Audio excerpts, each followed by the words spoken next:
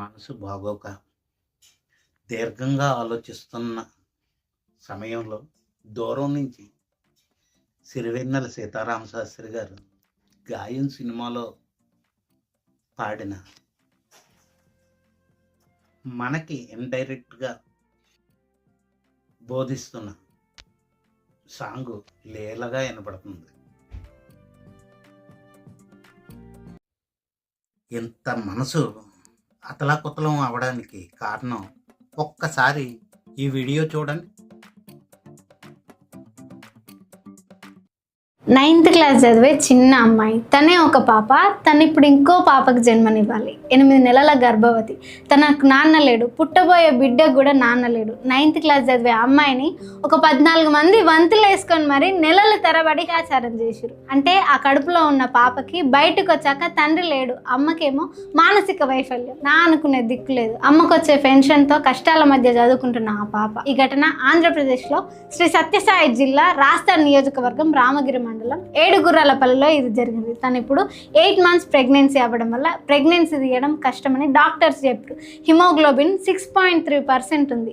సాధారణంగా ప్రెగ్నెన్సీ అమ్మాయిలకు ఒక 11% అయినా ఉండాలి. జూన్ 27కి డెలివరీ డేట్. స్కూల్కి వెళ్లాల్సిన ఏజ్లో ఈ మైనర్ పసి తల్లి ఇంకో పాపకు తల్లవుతుంది. అది కూడా 14 మంది చేత అత్యాచారానికి గురై ఈ సమాజం వాళ్ళని ఎట్లా రిసీవ్ చేసుకుంటుంది?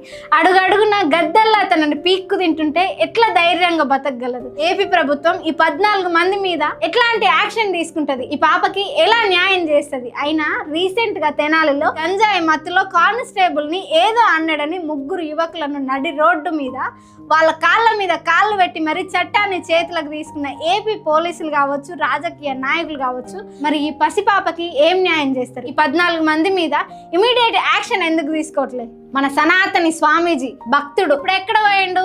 నేను దళితుడు, ఇక్కడ నుండి ఏం జరిగినా మీ తరపున నేను మాట్లాడతాను ఓ ఊగిపోయిన పవన్ కళ్యాణ్ ఆడబిడ్డల గౌరవం గురించి గొప్పగా మాట్లాడిన యాక్టర్ నువ్వు ఏపీకి కాదా డిప్యూటీ సీఎం? ఎక్కడ పోయినావు? అంతేలే, నీ సొంత నియోజకవర్గమైన పిఠాపురంలో దళితులను వెలేస్తేనే మాట్లాడని నువ్వు ఈ చిన్న పాపకి ప్రాణరక్షణ ఏమి ఇవ్వగలవు?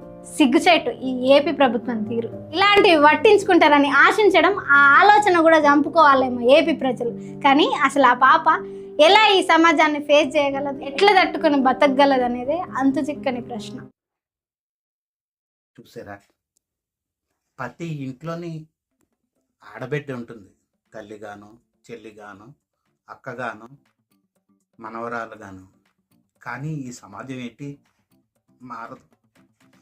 శ్రీ గారు చెప్పిన, సిరివెన్నెల సీతారామ శాస్త్రి చెప్పిన మారదు. మీరు అనుకోవచ్చు ఈ వీడియో వ్యూస్ కోసము, సబ్స్క్రైబర్ల కోసము చేస్తున్నారని అనుకోవచ్చు. కానీ నేను దానికి చేస్తలేదు.